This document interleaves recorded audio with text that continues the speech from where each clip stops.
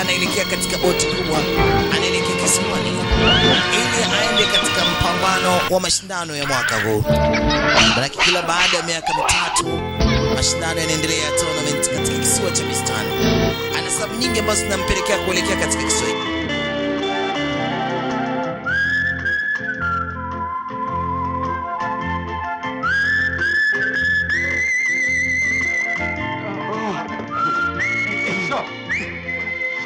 Brother.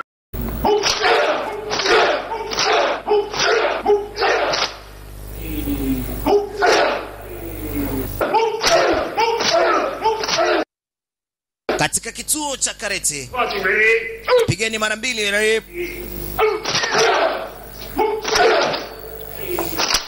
Alifika chuoni.